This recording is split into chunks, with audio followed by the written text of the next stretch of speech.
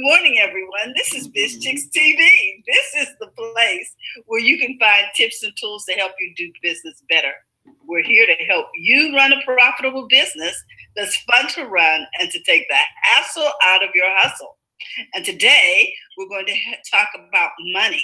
But before we do that, I want to introduce my co-host, Ms. Francine Gregory, real estate entrepreneur and tech diva, and our money mindset coach with her Island Girl hustle, Miss Caren all the way from Toronto, Canada. And I'm Terralina from California Cover Ups, and we're the BizChicks. Welcome to BizChicks TV. So, friend, today we're talking money. I always makes me smile when Coach Caren's in the house, even though sometimes it can be painful because I don't know enough about my money, but I always learn something. Put your pencils out, get ready, and move your toes just in case you steps on a few toes today. I'm telling you, pull your feet back because we're getting ready to take a ride. How you doing this morning, Karen? Better than yesterday. Oh my gosh. Better than yesterday. That cold just hit me upside down my head. I wasn't sure what would happen today, but I prayed on it and stayed on it. And there we go. I am so Thank glad you for praying for me, Terralina. Yeah, so. God is good. Yes, God is good all the time. So we have been on this money trade, and as Terralina introduced me, I'm Caren, your money mindset coach at Island Girl Hustle. And you find me Island Girl Hustle across the world. Twitter, Instagram, Facebook, and in my group. And so for the past couple of months, we talked about budgeting, we talked about sales last month. This is a new month, and we are going to look at for the whole month of May, case studies. And what does that mean? It simply means I am going to go through things either I have handled as a coach or things that I've read about or experienced. And so we're going to talk about it that way. Why? So that you can get a really great picture of what happens in either somebody's business or even if they have a job and they're doing something on the side.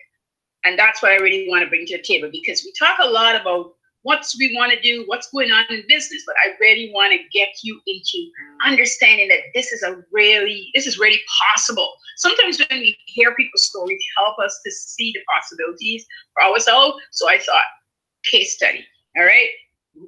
So we're covering how to grow you and your business. That's what the case study is going to help you do. Because without growing you, it's hard to grow your business. It's really, really hard. Imagine you getting up and you want to do your best, but you're feeling terrible. You bring that to the table. Your business is an entity, a part of you, and it can't function well without you doing well. At least in one area, you need to do well, right? So today we will talk about Jenny's problems. And three things we're going to cover in Jenny's problems. One, what was the problem? Okay. How she solved it. And when she solved it, what happened? Outcome. She gained confidence, self-confidence. Because that's what, every time we solve a problem, that's what we gain, self-confidence. Sometimes we don't even recognize that's what we gain. That's what we gain.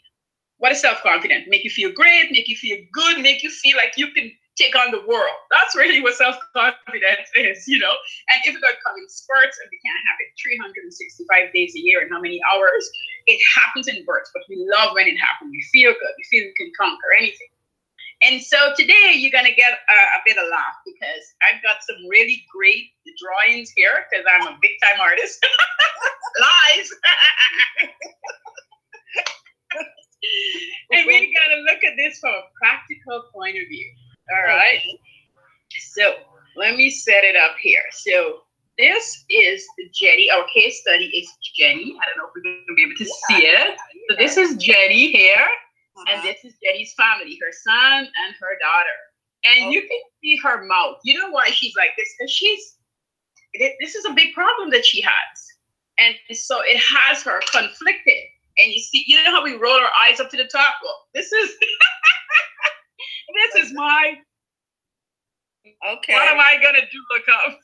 Oh, yeah, that's better. Now, I see two people on there. I see the daughter, the son, and who's that on the bottom? The other son. So two sons. Okay. Yeah. 2 sons and a daughter. Okay. I love these graphics.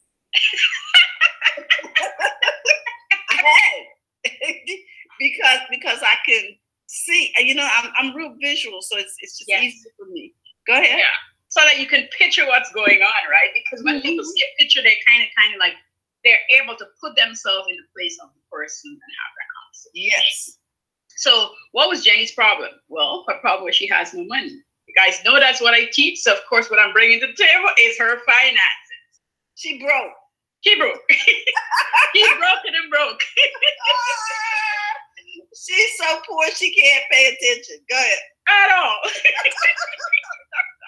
And it is driving her bonkers. And this story is in my little book called Little Dribbles. You guys are getting it. That's where it's at, like to hear the whole thing. But just in a snippet, money was the problem, which, although money is not the only thing that makes us happy, really had her in this place of she felt like no return.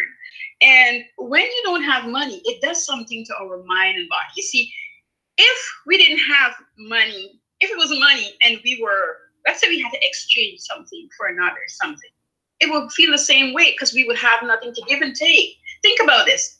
If Charlie and I were exchanging information and she gave me and I had nothing to give back, I would feel really bad. I would feel like I'm taking advantage.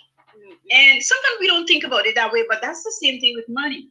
When you don't have it and you've got things to do, which is Jenny with her kids, you can't look after them the way you want to. You can't, that sort of thing's really, really and truly, we talk about people going crazy, that can send you crazy because you don't know where to turn. I think too, the real emotion that I experienced was shame. Mm-hmm. I didn't want to tell people that I couldn't provide, that ends weren't meeting, that, stuff was getting ready to go real late. Yeah. Yeah. And usually there's somebody there that can help us, but it's hard to ask for help because you're a grown woman, you've got 3 kids, and in this study case, she was married. So how could I not be able to sustain my family? I mean, hers was a little different maybe from others, but maybe might not be so. Hers was the case where there was money coming to her, but not directly. So the person who was the intercession, if you will, to her money really gave her a hard time. These days, we look at it really, it was an abusive situation. But, when you don't know what you don't know. That's just the way it is. This is a person with a 4th grade education. So life is hard on its own, but when you don't know certain things, it just made life so much harder. But in her situation... I'm sorry, I missed that. What kind of education? She had a 4th grade education. 4th grade? Yes. That's the same grade my grandmother went to. Go ahead. Yes. So she's feeling bad for herself on all different levels. Mm-hmm. And that put her in a place where she wasn't sure what to do, what next step to take. And she'd been told that she's not worthy in so many words. She's been told that, nobody will hire her. So even though she had the willingness to work, she would necessarily go out and look for a job because she really believed what she was hearing. And I really want to stop and pause on that because we hear a lot of things about ourselves that is not true. Mm-hmm. And once people realize they can hurt you in a certain way, they just keep hurting you that way. So we have to be able to really pay attention when that's happening, to step away from it. So if anybody's listening to this or the replay, and you know that you're in a situation where you're being told certain things or you're hearing it, you need to either leave, figure out how to get yourself out of that if you have kids, because it's a abusive situation and it's not good for anybody. Okay, I'm going to ask you this. A lot of this occurs when we start talking to our friends and they tell us, girl, ain't nobody going to buy that. Why you want to do that? Why don't you just go get another job? Instead of because I'm relating this to business. Right. Instead of starting a business. You know what I mean? Yes.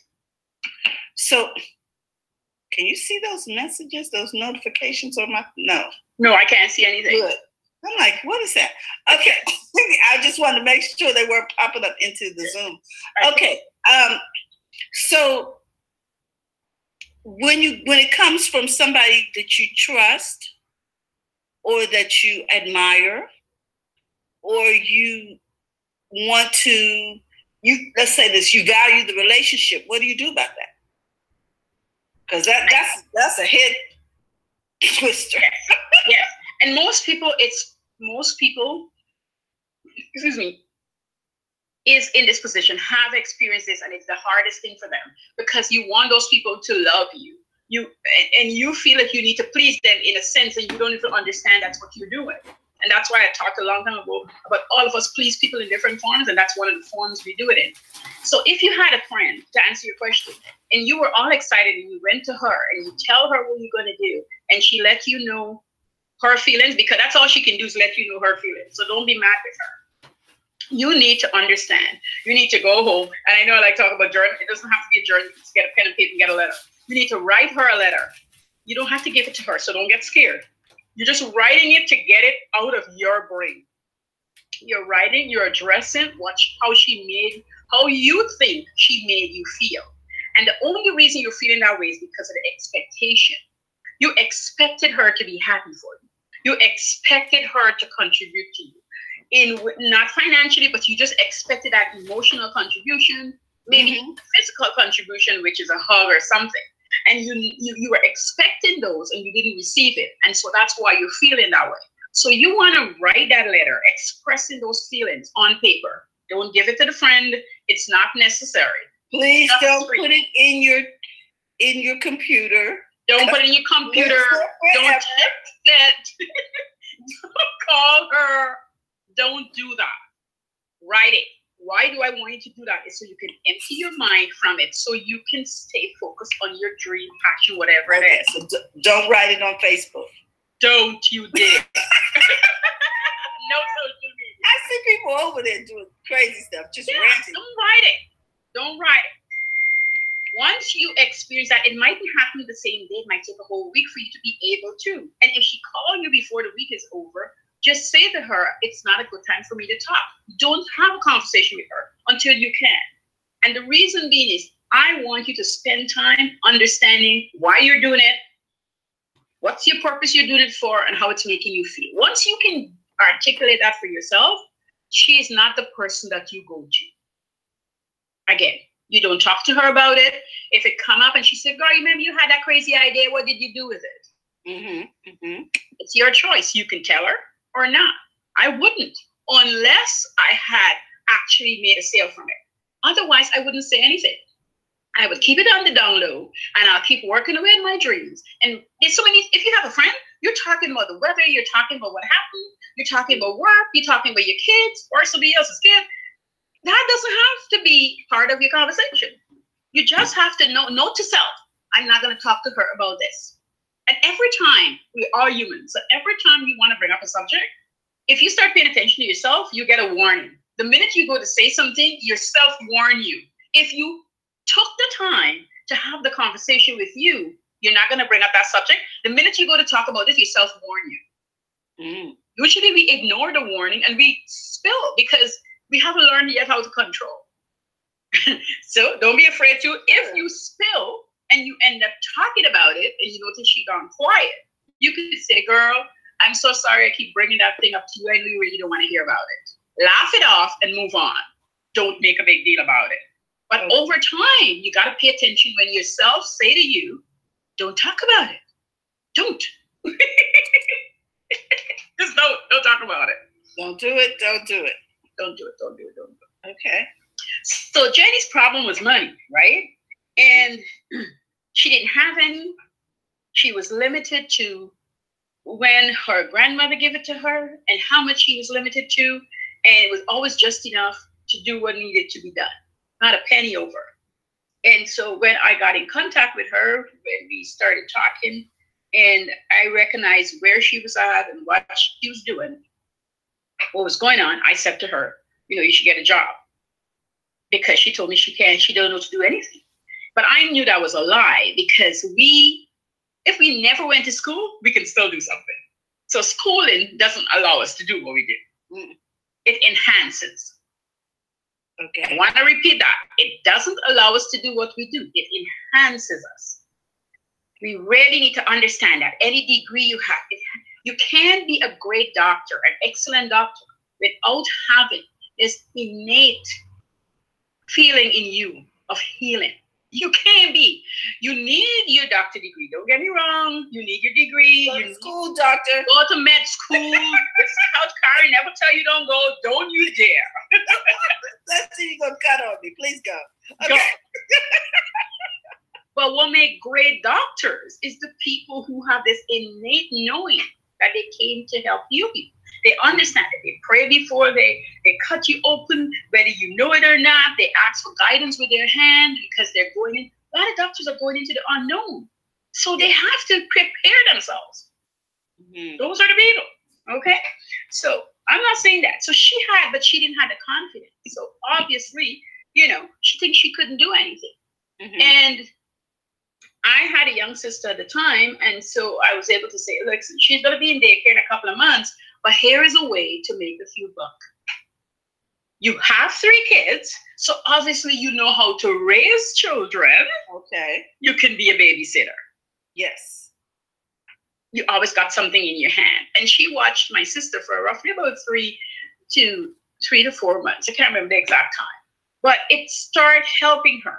So the next step, because I knew this was going to be temporary, the next thing we did was get the newspaper. At the time it was newspaper. I know if you're listening now, everything is online, but newspaper still exists, by the way. We looked and we started looking for jobs that needed no experience. So since we're doing the flashcard and you're getting to see the artists at work here. Yes. So we got her a job at the bottling company. We got her a job at a bottling company. And she went in to the bottling company. She applied, and it was no written application. You went in, you tell them you need a job, and they hire you if they needed people. Oh, okay. She went in, she got the job. She got hired. So that's how she solved the problem of money. Now, getting a job, because we talk about business. So why am I bringing up a job instead of business? Because I want to make sure people understand. Don't leave your jobs to start a business if you're not sure and set up financially to do so. Because if you're used to getting a paycheck, it is hard to come off of that and have no money. You're back into the same place. So having a job, if you're in a job, stay in your job, get all your classes intact, get your financial structure set up, get yourself ready to run this great business that you're going to run. Don't leave your job right away. We have to really emphasize this because people say that people just get up and leave. Now, if you're ready to leave, I'm not here to tell you not to leave, but I'm telling you, if you're not sure, you haven't figured out your passion yet, you haven't figured out, actually, let's leave the passion away. You haven't figured out the thing that will bring you money yet. Mm-hmm. Because it has to replace your income. You can't leave. Now, there's all kind of strategy in how to leave. I myself teach some of them where you set a plan in action and you actually act upon the plan to leave. So there's a plan to leave. So we would work on how much you're making at the moment, net, not gross, and how much you need to have put away before this happened. And for some people, they might need 2 years. Some people, just a year. Now, having said that, we will still work on a plan and how you can start the process. So within the 2 years, although you're not leaving, you still started a business. The business is still bringing in money. And it showcased to you that this is a real sustainable business. So that when you do leave, you actually is able to sustain yourself. Business is not for the faint of heart. I am never going to give you the wash that it's easy. It takes double any energy you ever spent at work. But if you love what you're doing, you love helping people, you love more than helping people you love, giving back to your community, and because it really lends itself to so much more things that you can do being in business. You know, the first is making sure you're okay, you can pay your bills. The next thing is so that you can help your community. The next thing, you can stretch yourself further. So it's a whole bunch of steps that it goes through. And if you really grow the success of business, that's what you want to do eventually. You'll be able to do all these aspects. But first, you got to look after you. You can't look after somebody if you can't look after you. Sorry, if somebody tell you that, don't do it. And your mind, you just cannot. But we do it all the time, which is how we end up in trouble. Yes. Because we don't go to the front of our own line. We're taking care of everyone else. Yes, yes. And what happened is, the reason we do it is because we're being tested, but we don't understand we're tested. So we're being tested because people come in front of us that we are sure that if we didn't help them, something would happen to them that they can't help themselves. And God wouldn't want us to see our brother and sister in need and not help them. But one of the things we have to pay attention to, even though that's true, you have to understand if you're really helping or you're encouraging them to be dependable on you. The person they're supposed to be dependable upon is God. And the gifts he's given them, because he's given it to you already. So you need to go work it. And if you're not sure, you can pray about how to do so. But sometimes we get ourselves entrapped. You know, and I know different. I've experienced that where I was so certain that if I do X, Y, and Z, it will help the person. And I realized, you know, years later, as much as I was putting in 100, maybe 200% in them, they weren't putting in 100 in themselves. Not into that project anyway. No, into a different project. You're right. We're working on the same thing. No, their project was totally different. And so when the gravy train stopped, they're like, but how could you do this? Like, how could you stop doing this for me? You know, and you get response, and then you start questioning your own self. And that's when we go back to the mind, because the mind starts answering questions. Most things that is not true, you start feeling a lot of things that is not true about yourself. So I want you to pay attention to that. You know? Okay. So you really need to do that. So now Jenny got a job. And is that the solution? Is the job the solution? We know the job was the job was the temporary solution. Temporary solution. Okay. Yes. The job was a temporary solution, because the one thing I recognized was if she got a job, and remember, this is somebody who coming from not having a penny. So we had to work on a lot of really mindful work. We had to really take it nice and slow. But over time, it allowed her to see that the job wasn't the end game. Because once she got a paycheck, she couldn't understand why I keep saying the job is not the end game. The job, it's the stepping stone. It's not the end game. So if you're broke right now, you don't have anything, you can get a job. And even if you have a business and it's not bringing in money, go get the job. If you can fit it in, get the job. Don't let it take away from what you're doing, but get the job if it's going to cover certain things.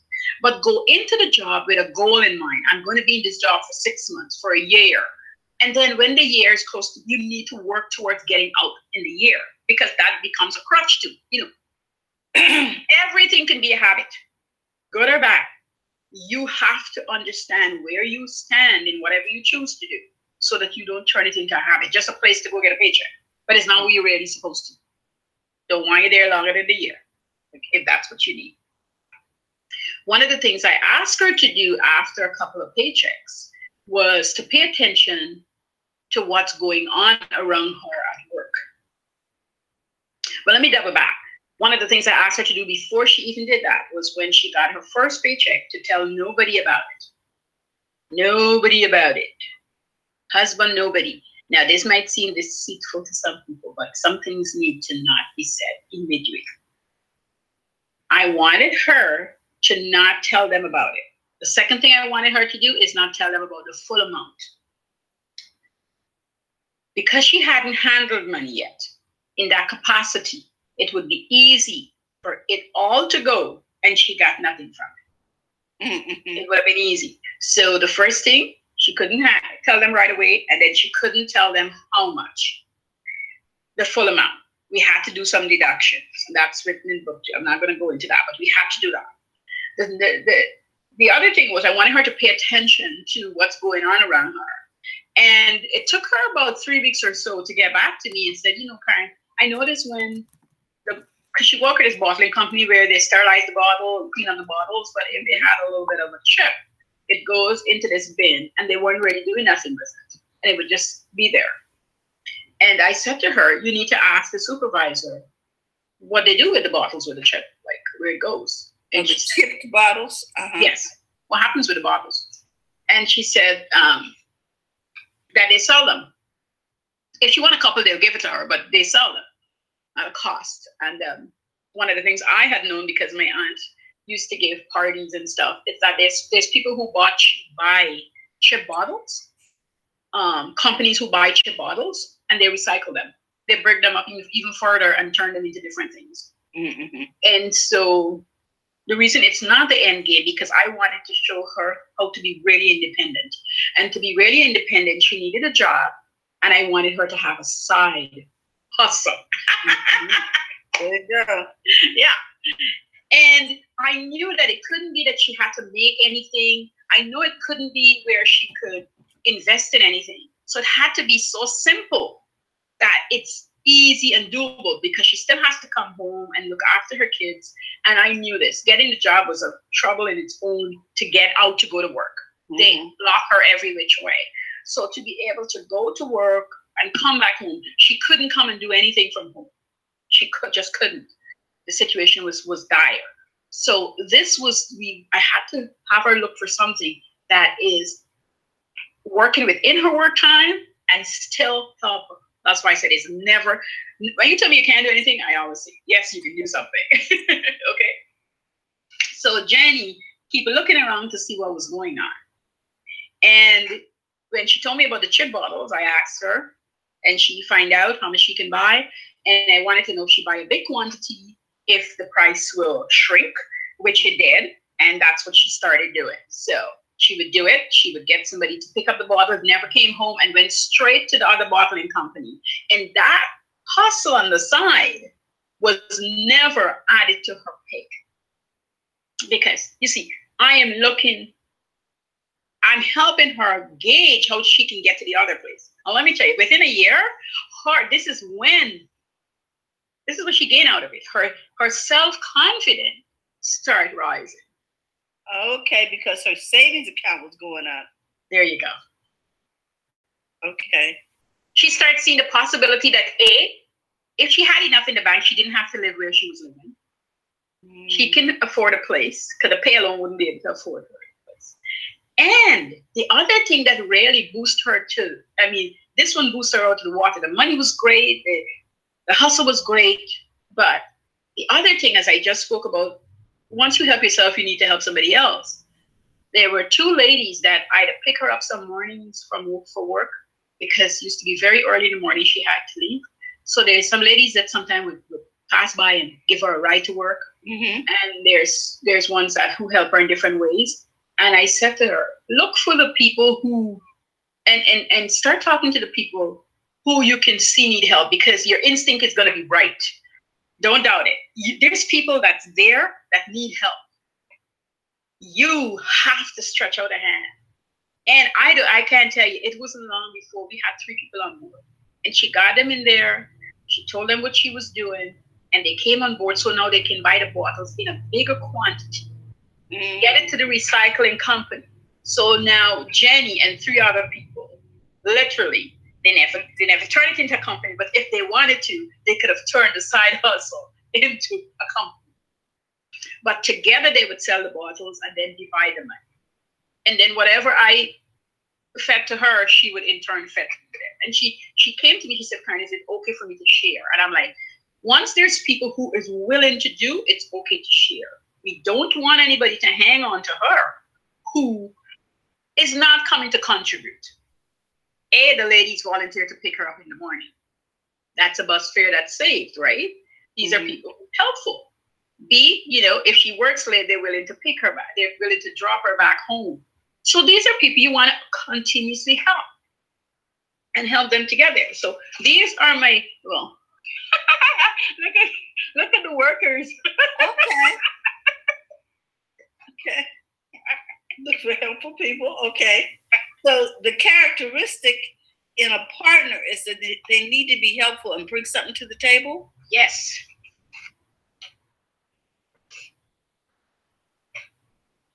Okay. So look at the difference of Jenny, right? Look at Jenny when she had the problem, when there was no money, when she wasn't sure what to do. And this is really what happened to us, even if we're not looking like this on the outside. Inside, we're like lost. Don't know what to do, you know. But when you start building self-confidence, then there's that smile. Oh, her hair looks better too. Did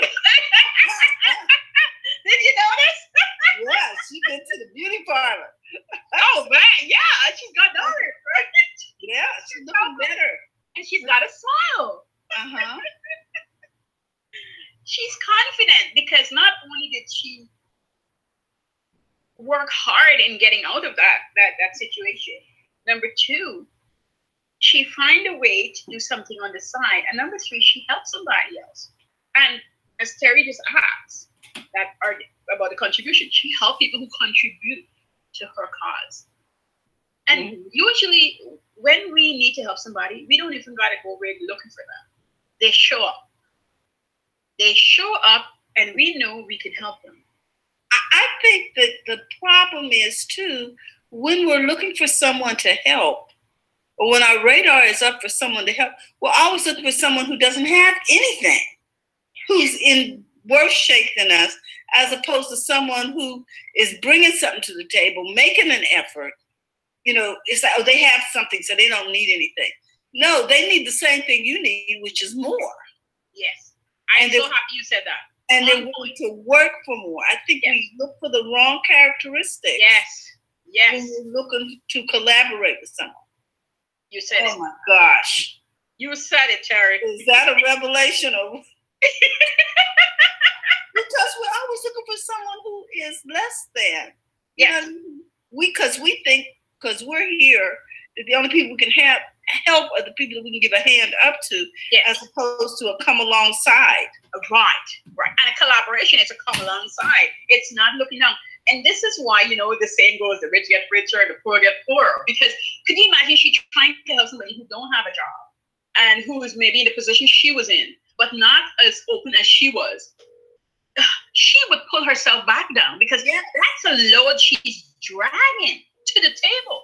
Rather, the people who's at the table already just needed this little boom, this little push, this little, hey, girl, you can do this because this is what I do it, right? But we have to keep it together with just the four of us. We can't tell the whole company about it because then the company would figure out what they can do and they wouldn't sell it to us. So we have to keep this together for us. So this is for us. Yeah. And this is what we're doing. This is how we're gonna grow our lives, right? And so you're right. We tend to look there to pull people up that doesn't really want to come anywhere. If you can give them, it's fine, but they don't want to. Because if you want to come up, here's the hardest part, the truth that people don't like to hear, or sometimes we feel bad saying it. They have to want to do this. Oh, you know what, Jenna? Okay, while you're doing that, I forgot to even look in Facebook to see. Yeah, because usually, where's Fran? Fran had to go. I'm sure she's on a real estate call, but because she usually goes in and comments. The broadcast, it's something's going on. Okay, so see what happens when you don't have your tech divas on. I tell you. Okay, so I just want to look over here and make sure I am not ignoring anybody. Yeah. In the chat, yeah. Okay, go ahead. So if I look a little distracted, it's because I am. Right? Yeah, that's good. Okay, but you know why? Okay, go ahead. I got so caught up in the conversation. Good conversation. Yes. Because I'm loving my show and tell. That's what it is. I'm monitoring the chat. Okay. Terry's over there. How you doing, Terry? Hi, Terry. Thank you for it, because I'm like, oh. Yeah, really? Thank you so much. Okay, go ahead. you were talking about how she was collaborating, and she should have been collaborating across as opposed to up and down. Yeah, that's what we're talking about. So we have a helping heart, we have a servant heart, but we can't get it to the extent where we are trying, because now so much energy is flowing downwards that it's hard to get the energy to come back up. It's like when you're exercising, if you are exercising every day and you take a day off, it's fine, 2 is fine. But the minute you take a week or 2 off, to get back in there, it's hard. It's hard. And the same thing goes for us in our businesses. It's hard because we are busy. We're so focused on helping in that energy that we can't even see the people is right to shoulder length with us, who is saying, just help me get up one tread. That's it. Like, just show me how to get up 1 tread and I'm okay. And I might need you again, but you don't have to carry me up the whole stairs. Whereas sometimes we're looking all the way to the first tread and we can't get up there. We can't get up there. I remember this case study, but I want to give an example. There was a lady in Guyana who scrubbed stairs. That's all she did. Mm-hmm. If you had stairs, and most people have a lot of long stairs, she scrubbed your front stairs and your back stairs. That's it. If you say to her, did you want to come inside and do some work inside? I got work. No, I only scrub stairs. That's what she did. She scrubbed, and when you see her in the street, you can call her in. She scrubbed everybody's stairs. and she became known for that. Mm-hmm. That's it. She scrubbed stairs. Don't try to pull her inside. Because she had realized, whether she charged $10, $20, I don't know what she charged, the amount of stairs she can do within that half a day, if she went into anybody's home, she would be able to do probably 2 houses if she's lucky. But she can do the whole street in less than the day. Because she just scrubbed your front stairs and your back stairs. She emptied the water and she moved on to the other set of stairs. And most people hire her because people home, maybe because it's hot, or it's rainy, whatever, we like our stairs to look clean. And so when you come to the house, it's clean and the landing is clean. That's all she did, scrub stairs.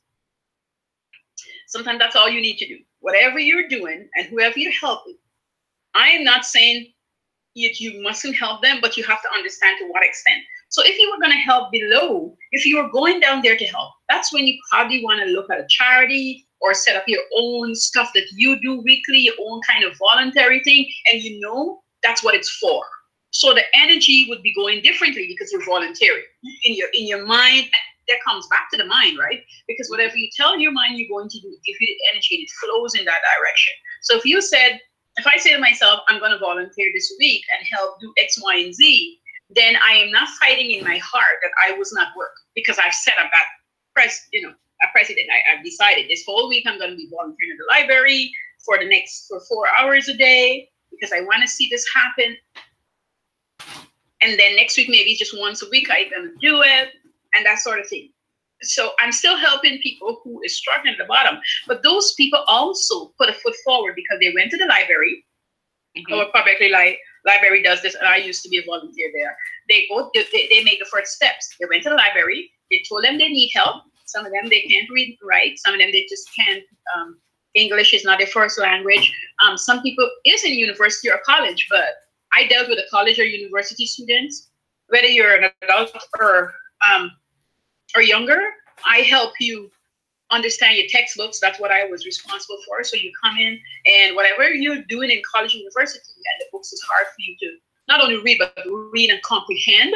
That was the department I helped with. And I also help people who are looking for jobs, fill out application and really answer the question properly and that sort of thing. I overlook it. That's the things I help with. And everybody has their own thing that they help with. And so those people put us in, they're embarrassed. They are saying, I went to university, I'm in college, but I don't understand the word. But they're not taking that and staying home. They come to the library, they get signed up. They have to go through a rigorous application process to get into it because there's only so many of us volunteering in certain areas. And so they have to put themselves out there. And then when we go in and we meet them, they have to put themselves a second time around because no, they have to tell me their story. I have to sit and listen to their story, and I have to come up with a study plan for them and how they're going to proceed so they can do great in college. because they go on there for a degree, or some of our colleges have degree and diplomas. Nothing's wrong with their education, but maybe the class is too big, it's moving at a faster pace, so they can't handle it. So our public library offer those services, and it's people like myself and others who volunteer to do it. But the key here, they went and asked for the help. Yes, because they sought the help. Yes, and that's the putting your foot forward. That's so reaching out, stretching yourself out, and saying, "Hey, I need the help." Mm-hmm.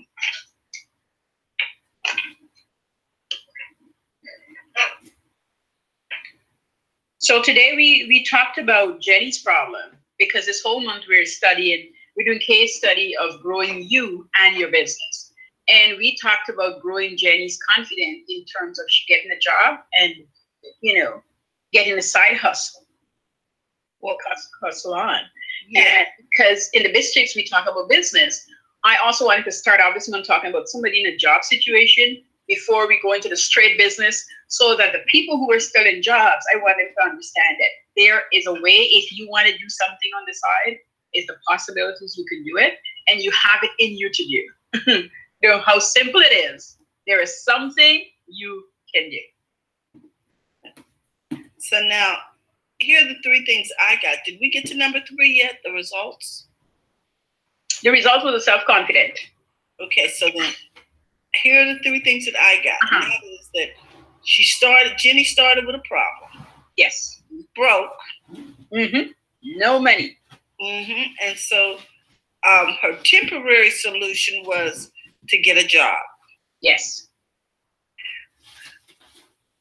As she gained confidence through the job and got financially stable, then she had an opportunity, because now your head is straight and you're not all confused and depressed and just all kind of thoughts running through your mind.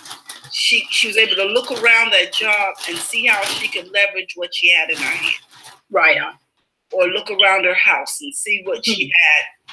What do you have in your hand? Right. Now turn into a hustle. She figured out a hustle,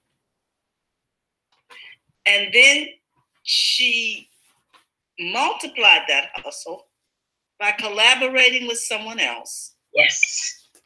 And then the result was she was successful at business. She was able to help other people, and she was able to help herself, because now she could afford a better place for her and her kids. And she had the confidence, because once you do it once, you have the confidence that you can do it again. It's like millionaires who lose everything, and then they come back and do it again, because they know how to create wealth now. Yes. Because it's basic principles. Mm-hmm. Mm-hmm. Okay. That's what I got out of our talk today. Yes. So she had a PSR. You know how people have PSR? Acronym. Yeah. PMS. So instead of PMS, she had PSR, a problem, a solution, and results. And that's what we want. That's what we all want, whether we have a job or a business. Really and truly, that's all we want. We want to understand how to make this work so we can rinse and repeat. Rinse and repeat. And regardless of what's happening in our lives, there's times we're going to be down. Okay. But we know how to come back up. Mm-hmm. We know how to come back up. And when we're in our dark times, we have to, you see, if we never had any good, that's the other thing. If we never had any good, what would we look upon? And that's why we really need to find a way to find some good. A Facebook friend of mine said that the other day, and I thought her words keep ringing in my head. I thought it was such a good statement. She said, some people are so involved in their struggle. It's like they rather stay there. They don't even know how to come out. They'll tell you they want to come out, but they're not doing anything to come out of that struggle, because it become part of them. It's something they say, it's something they do. And so that's why when I started talking about the openness, because if you're not open, you can't get out of your struggle. And it's sometimes you don't even realize that you're in this cycle of struggle, that you're so used to it, that it's another week of struggle. It's another week of no money in your pot. It's another week of whatever is happening. And it is not dire anymore. It becomes one with you. Mm-hmm. And you're not even realize it. It just has become another day. Because there's no snuggle in the struggle.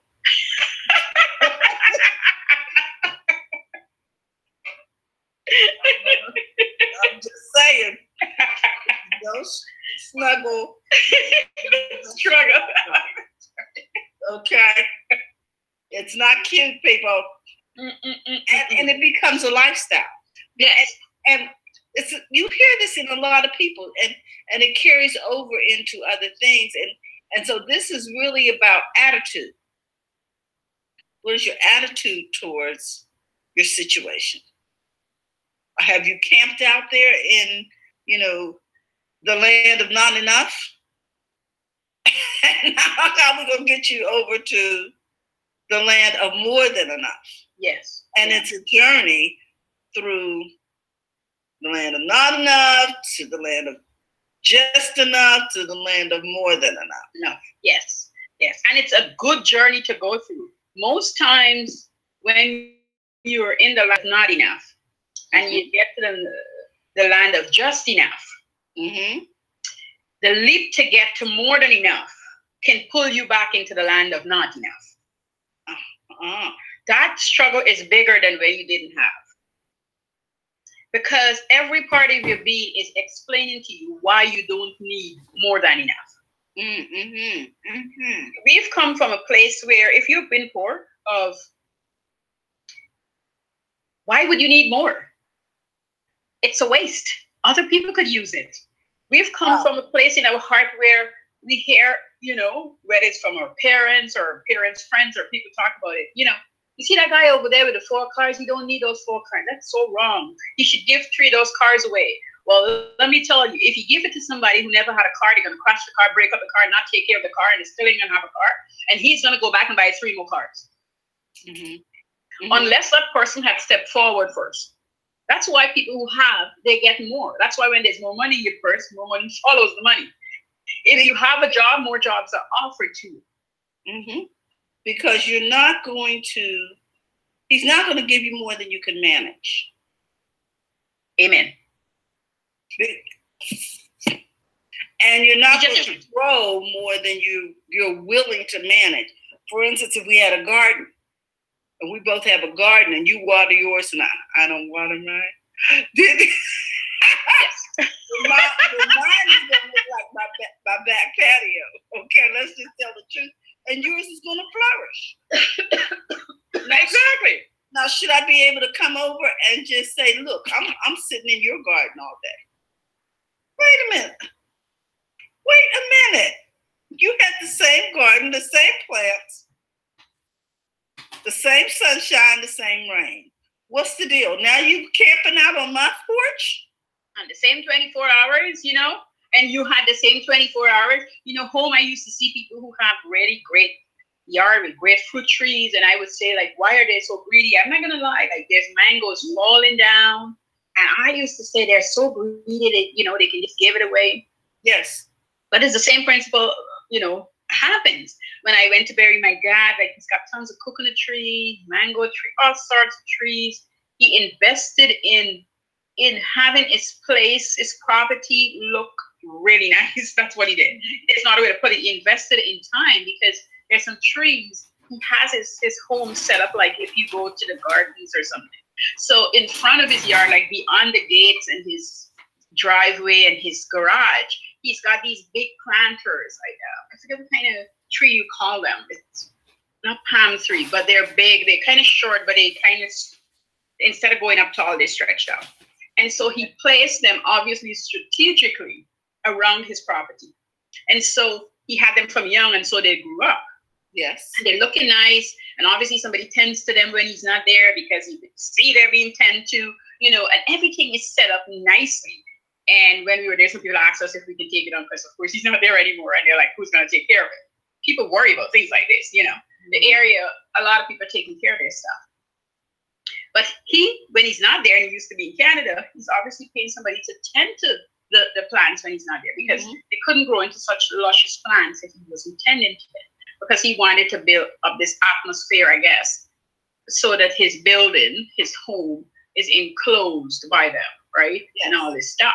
And when we got there, you know, the mangoes are great, but the person who was taking care of them, he said to us, like, certain trees we're not to pick from, because he had insisted that nobody pick from the trees, nobody take the trees. They're for X, Y, and Z, you know, some older folks that when the coconut is ripe, or if you want coconut water, he would take it down and carry it to these people. Okay. That's a volunteer act. So we can't take them. It's not to give away. It's not to sell it specifically for these older neighbors. Specific purpose. Yes. It's sort of like a tithe. Okay, I'm setting this part aside as a gift to, okay. Yeah. And so those are all, why am I putting all that in? Because if you will, that's what Jenny did. You know, she went in, she looked after her, then she looked after some other people. And by looking after them, she's giving back. It's just part of the process. Just part of the process. Just part of the process. Well, one of the things about giving back, and today is the big day of giving here in California. Oh. And it's when people pick out different charities that are associated with the United Way and actually consciously give to, you know, various efforts. So, so this ties in well, you know, this. What we're talking about, yeah. Of where we're going with this is because when you give, it helps you build your confidence. It does. It does. It does. One of the results you said that she got from all of this. Yeah, it does. It really does. It really does. And so when we talk about, you know, the struggle, and then you get out of the struggle just to have enough for yourself, but it's hard to get over to the place of abundance. And sometimes you're holding on so tight to what you've gotten that you can't see your way through to the other place. And when you can't, we get into the self-sabotaging stage. We get into the condemning stage. We get into this place where, you know, we're feeling high and mighty because we reach here and we're not getting anywhere further. How you doing? But we're complaining at that stage. Oh, Pat, it's on. Hi, Pat. Long time no see, girl. Yeah, you know. So, skywriter, yeah. Yes. Yeah, yeah. So, see? And have a paper, right? So paper still works. Yes. Yeah. I just like the idea of people understanding there's always something you can do to create a hustle. Yes. It could be very simple. If you have a house, let's say, and you've got empty rooms, could you rent a room? Yes. That's a hustle. What does that cost you to rent a room? Just a little privacy or whatever? But you're sitting in your solution. A lot of times we're sitting in our solution. Yeah, yeah. And just set some ground rules. Just set some ground rules. And you see, and if you're not sure, you can rent out for 3 months. And let them know that, you know, if it works out, then you can do another 3 months. And then you could do another 3 months. This is okay to do. Yeah, so you know. Let the person. You know when it's going to end or whatever. I want us to stop and look around and figure, what do we have in our hand? Yes, and just do it. And just do it. This is Small Business Month. I think it's the whole month. You know, get in there and do something. If you're really tight and you don't know what to do at all, side note, find something around your house and sell it. And there's so much options right now, but Facebook have the marketplace where you can put things up for sale in your area, wherever you are, and sell it. If you know you want $100 for it, price it at $150. Somebody's gonna bug you to give them for $100. Do so. If you know you want $50, price it for 100 or best offer. That way, because you have to know your bottom line. So you can put it up for sale and so you can get it sold really quickly. I've been testing on the marketplace. It's not a bad idea. If people get back to you, you could repost it. And, once you're ready, they come pick it up the same day. Sometimes they pick it up a day later. But and when it expires, you just post it again, or you could take it down and post it, and it's not doing anything to you. So if it's some cash that you need to come in, look around, see the things you're really not using, and sell it. Let's say you had a baby, you wash all the baby clothes, and you say, I'm selling a bag of baby clothes for $25, and you see you got it sold. Go find other friends who got baby clothes and not using it. Ask them if they'll give it to you. There you go. And see, this is what I'm talking. I'm talking about looking at the remnants. Like Jenny looked at those bottles. Yes. And said, okay, they're throwing these away, or they're selling them for less than I could get them for. So if I get them from them for less, I can resell it and make a substantial profit. And even if the profit is not substantial, if you can rinse and repeat over and over again, you can get to a good amount of profit. Yes, that's the key. That's the key. Some things is not big profit, but it's enough. It's steady. Steady. It's better sometimes when you start it than the big, and then you grow into the big. If you can sell something and make $5 on it, make the $5. Keep turning it over. Do not despise small beginnings. No. Never. I think that's one of the problems. A lot of times when we go into business, we get discouraged because we didn't become millionaires overnight. Yeah. We didn't get to go on Shark Tank and have somebody, write us a check for a couple of million. So we're done. Really? And then the obligations when you write that check. Like I had a potential client on Sunday. We met and we were talking, and she wanted to get into food, but she really, really, really needs somebody to help her actually do this. And I said to her, she's selling roti, because she's like, can you talk about this island girl? So I'm like, I need to talk to somebody. Fran been saying this to me. Your peeps who know what you do is gonna be able to resonate. And I said to her, and she said, everybody's telling me I gotta sell the roti for $2 because that's what everybody's buying. I'm like, so if you're really thirsty to fill up your pot, then you might want to make a $125 roti and a $2 roti, which means you got two markets. You're not stuck in the $2 roti, people, because over here there's a guy wanting to buy 7 roti, 770. Now, if you tell the guy 125, he's gonna buy it. Don't lose the 125 for nothing. I mean, that's a wholesale. That's gone. Like, don't leave it. And she said, and he said, if I say yes, he got a wedding for her. And he wasn't lying. He sent her the stuff. I have a wedding for 100 people. Okay. 25 for roti. And that's not the only thing she's going to give him, right? So these other things.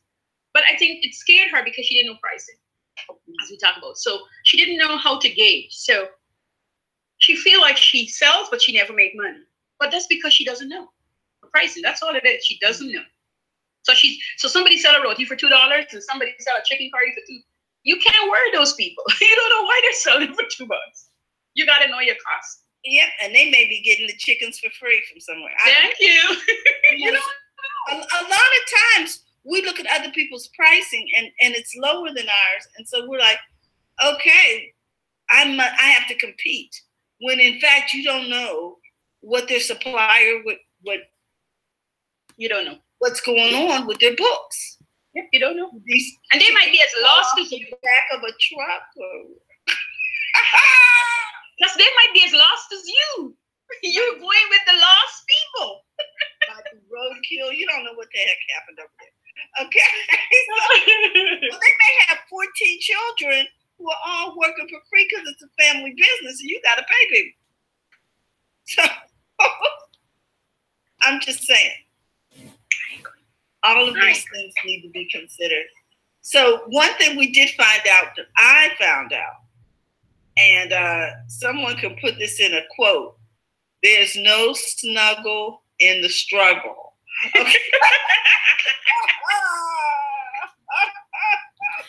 I think, And I think you can call these the Hustle Chronicles. And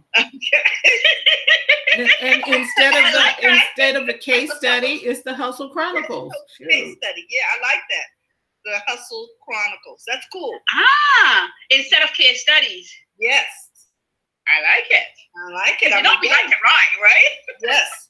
Mm-hmm. How to put the Hustle Chronicles. How to put some snuggle in. How to put some snuggle in your struggle. The Hustle Chronicles. How to put some snuggle in your struggle. I'm telling you. Yeah, because and you can do it. Could be a story, or it could be something. Okay, today on the Hustle Chronicles, we're going to talk about Jenny, and then we listen to Jenny's story. I was listening all this time, by the way, just so y'all know. Okay, I see. We feel you with behind the scenes. Yes, I was behind the scenes, but I think it's excellent to do the Hustle Chronicles. Because now I was like, dang, okay, if Jenny could do that, then I mean, I can do something. You see what I mean? And it sparks your imagination, does it not? Yes. Yeah. And you know, that's what storytelling happens. And this girl, Katia, she was talking about that last week or the week before. She says one of the hardest things to get across, we all want to talk about a story, but we talk about our story and we end up trying to help. And she said, I know it's going to sound hard. She said, but we're trying to help the people who doesn't want our help. But it showcased to us that they do. But deep down, they don't want your help. She said she went to university and she studied law. She's not a lawyer now. She works online now, social media, whatever. And she said, you know, when her dad tell her something, she said, I cried, but he was right. Wherever she was dealing with, whoever she was dealing with, he's like, the person doesn't need help. But she was insisting that the person needed help. And then he proved her wrong. They were roommates and everything she did for the girl. And didn't matter what she did for the girl. Now she wasn't in the girl's life. The girl was taking advantage of a new roommate. Well, I can attest to that because I had someone who was supposed to be with me for 2 weeks and ended up here for 9 months. And they still hadn't made any progress. And when I drew that line, everybody was like, no, you should give her more time. Like, 9 months, you can birth out anything. Okay? Somebody else needs to take up this cause. You know what I mean? I know it freaked a lot of people out, but because it was abrupt after, you know, but I guess that's just the way I am. Patricia is saying Patricia from Durham Skywriter said a super cheap DJ might be able to beat me on price, but what happens if there are some New Yorkers in the crowd and they ask for salsa, soca, or samba? The DJ might have the latest rap songs, but did he invest in music from around the world? Thank you, Pat. Thank you, because I will hire you in front of them any day. Because I've experienced this. Hired is stupid. I've experienced this. I'm gonna pay the extra buck once you have the music. Matter of fact, I would never hire anybody without giving me a little taste because I hired blind and it was awful. And the whole time the DJ keeps saying, announcing his name. I never knew. Can we dance?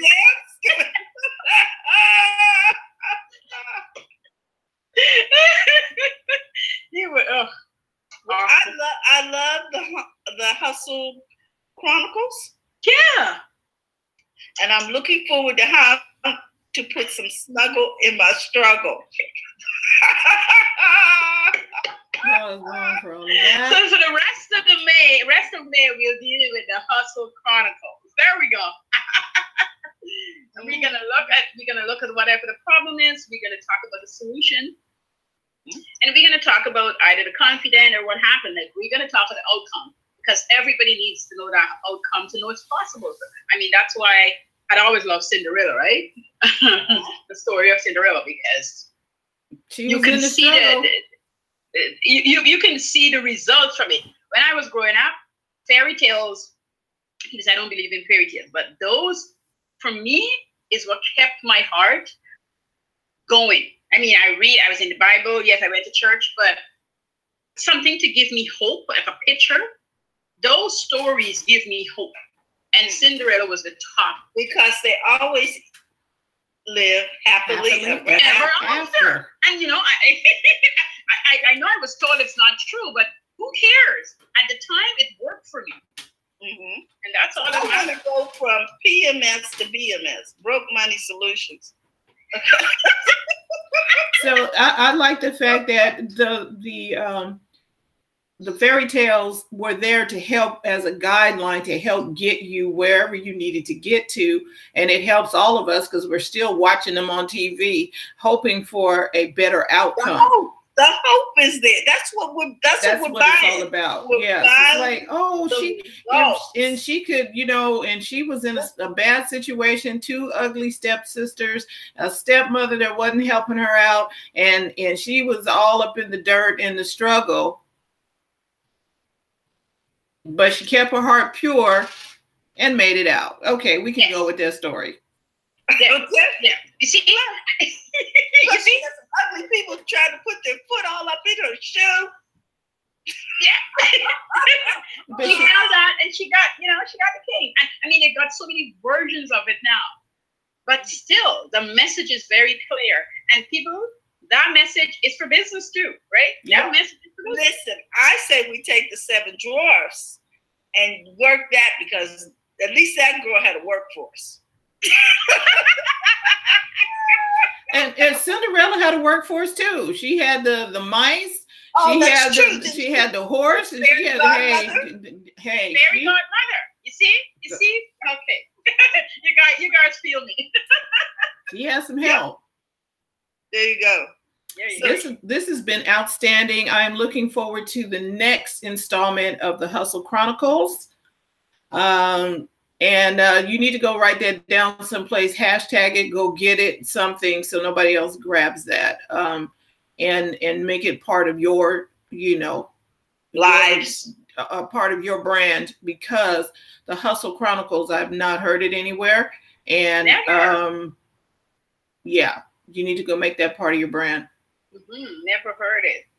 Loving those nuggets. Never heard it. That's going in my hashtag for my Instagram.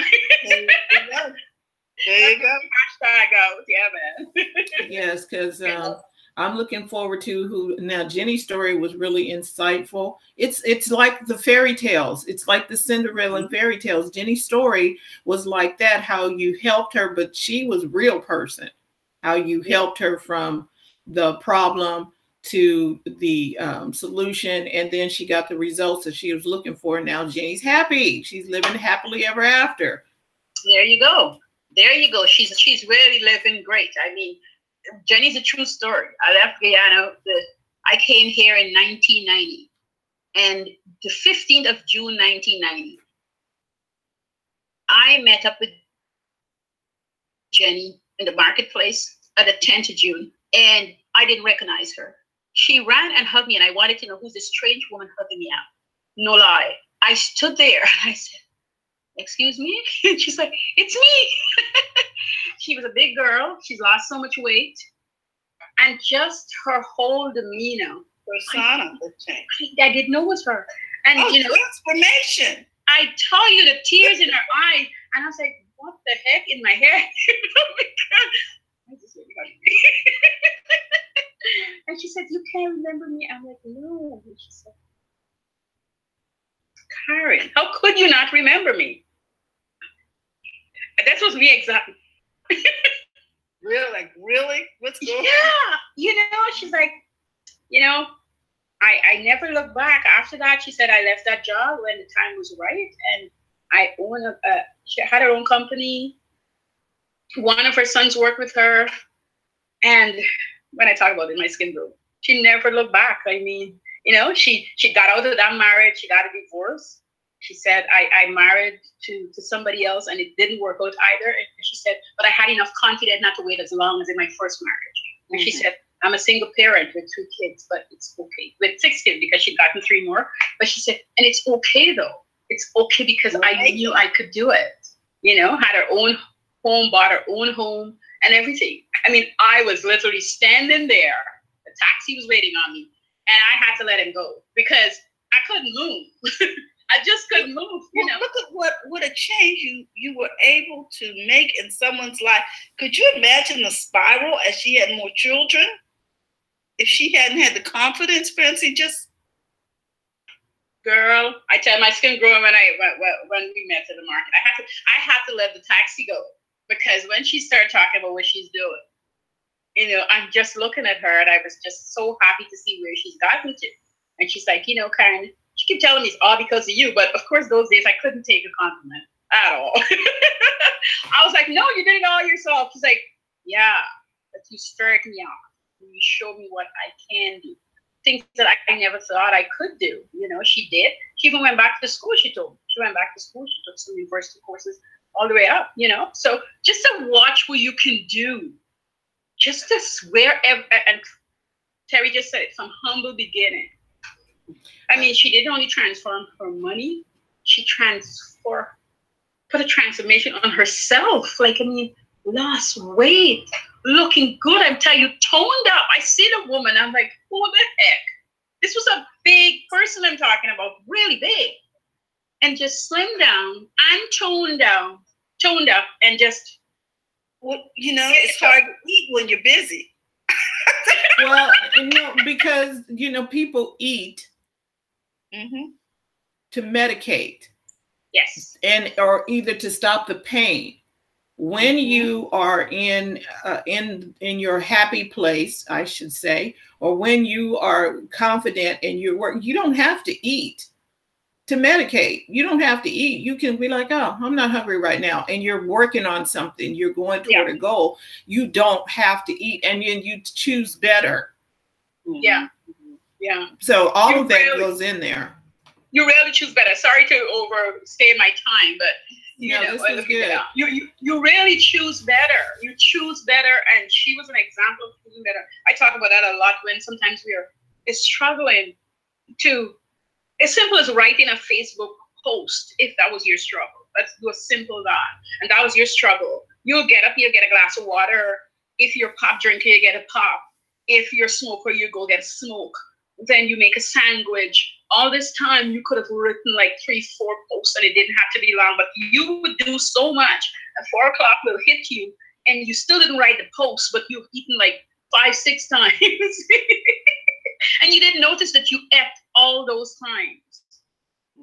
And you would just, you know, not notice what you're doing. When I fell down my stairs about 2 years ago, and my foot was swollen, I couldn't move. My husband moved me downstairs, so I couldn't be up and down the stairs.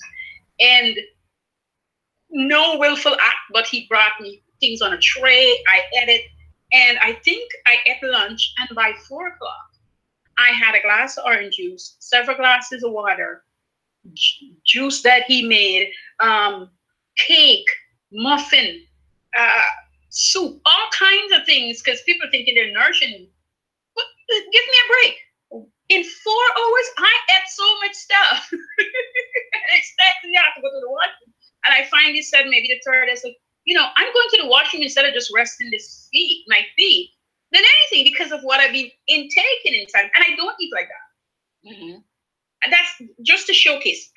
I'm not blaming anybody, but I also was feeling very sad with myself. You know, I felt like, how could I fall down the stairs? So I was doing a lot of self-blaming.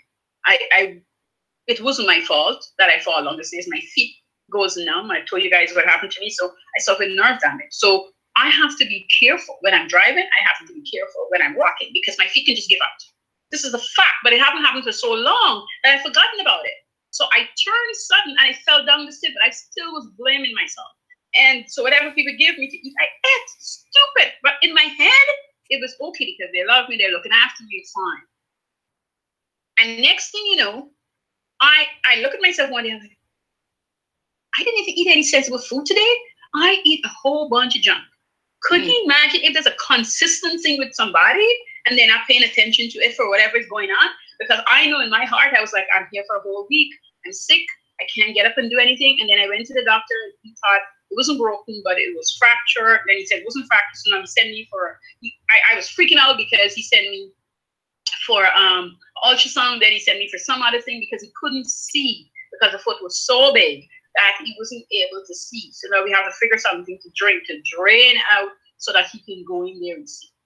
He still couldn't see. We did some bone density something, but he said something like what the athletes get, like when they play football, it's not some blue knee or some kind of knee called it. Yes. And, you know, he was a good doctor. I gotta say, thank God for him, because he said to me, Karen, honestly, I could give you a bunch of painkillers. But he said, what do you believe? I said, I believe God could help you in anything. He says, okay, that's all I want to hear, he said, because that's what I believe too. And he said, if you're willing to work, we work this out and you wouldn't have to take anything. It could be painful. And we did. I didn't take any painkillers. I take a couple of times now.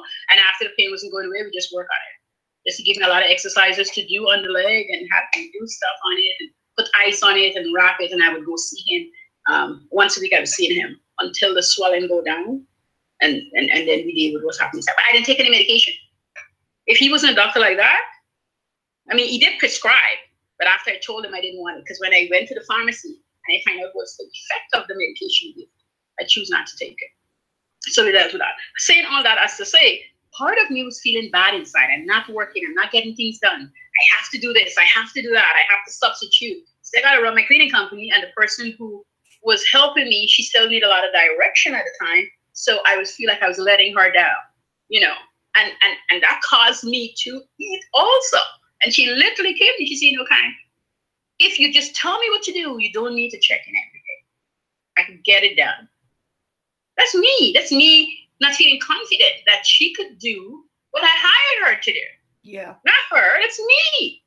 And when you do that to yourself, we fulfill it with food and whatever else we think we need to fill it with. You know? All right, ladies. Well, everybody, ladies and gentlemen, and people watching live and on the replay, thank you so much for tuning in. Coach Ken will be back next week with another installment of the Hustle Chronicles, and we're going to learn. It's the fairy tales that's going to help us exceed. These are true fairy tales of people who have made it and who've overcome the mindset that may have gotten in their way when they are dealing with their money. A lot of times we're not doing what we need to do money-wise because we don't understand all of the stuff that's happening in our head. But Coach Caren is here to help us make a shift, and we're going to be the better for it. So we will see you tomorrow with Health and Wellness with Robin Shimizu. Friday, we're going to be talking tech, lots of things to talk about. So bring your questions, and we will see you next week. Thank you so much, everybody. Bye-bye. Bye-bye. Don't forget to